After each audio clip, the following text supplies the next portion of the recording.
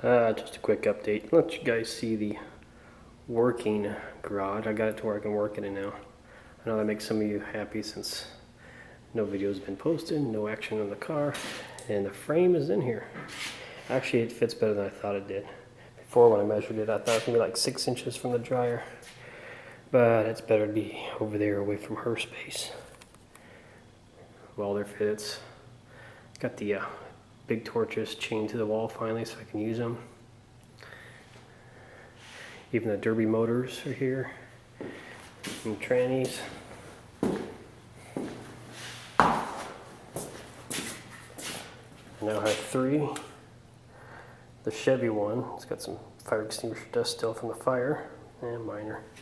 The Oldsmobile, short, and what I just picked up, and somebody will recognize what that is. That's a roundback tranny for a Pontiac, Buick Olds Pontiac. No, I don't have a roundback, but hey, at least I got the tranny. Old torches, toolbox that never gets used. Does come in handy when you got small stuff. Some new tools. A 4,000-pound hoist to replace my Harbor Freight one. What I broke the Harbor Freight one is I didn't realize how short the neck was. Even with the front bumper off a car, I had to build a foot extension and it'd still be up against the core support just to get my small block Chevy and Impala. So the Oldsmobile engine, I'll go over that in a second. Nothing else. I guess that's the other exciting new thing I got. Dirt cheap. I think I paid for this and the AC Yelco engine hoist used. Only $100. Just nice. And here's the backup Olds 350, 1972. And that's not from a Derby. All the damage on this motor. Remember those headers I built? Well, they're done. You can go in my older videos and see how to make these, but I had a mishap with the forklift. And it slid off, and of course flipped upside down, you know. But I guess live and learn. The only problem with this motor, and I'll have to flip it over to see if the crank's any good, is you see this rusty old pulley and power balancer on there. I broke this one. It broke right off the engine. Don't look like the crank's damaged from the outside, but everybody's like, oh, they can't take an impact. That crank will be broke. So we'll take it apart and double check. This is like the OEM one. Found this little tiny one. It seemed like maybe a better idea as long as it doesn't screw up the balancing area, because I figured maybe it'll rev higher.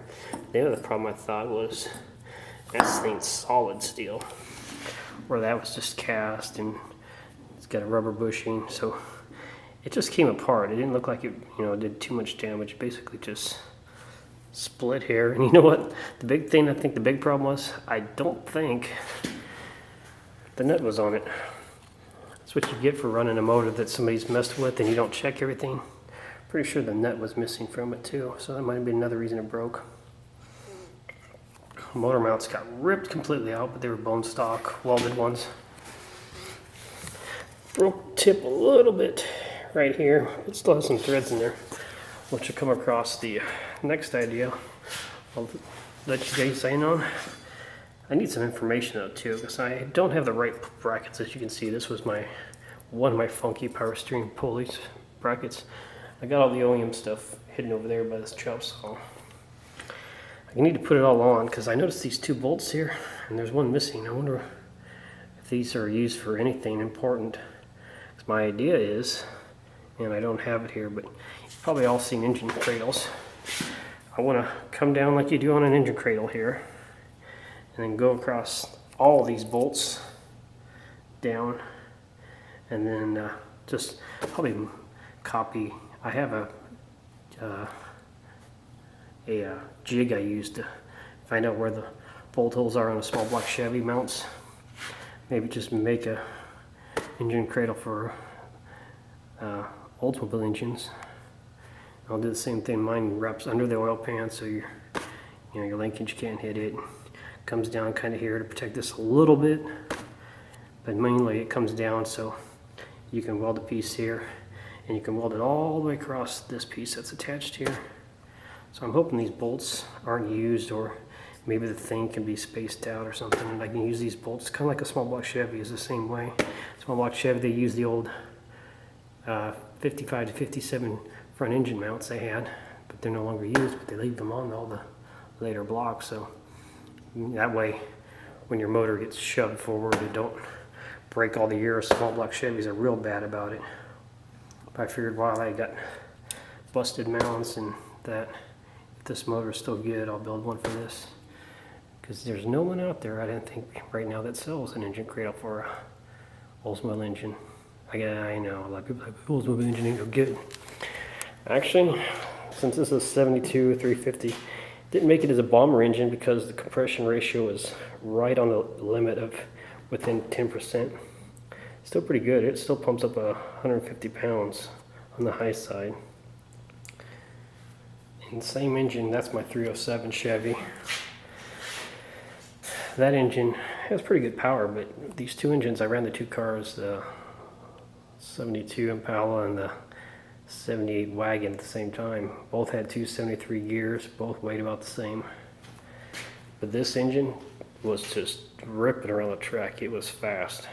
Part of the reason that car didn't last very long, I was using the front end and too much speed, and it totaled out pretty quick.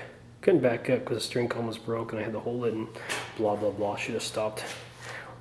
Steering column broke in the first 2 seconds, and like a dummy I kept driving, so a bunch more steel. Well, that's the latest update. Now that it's in the garage, I can get back to welding. I can weld till 9 o'clock at night, whatever, 10 o'clock, and catch up on some more work. There you go. See ya.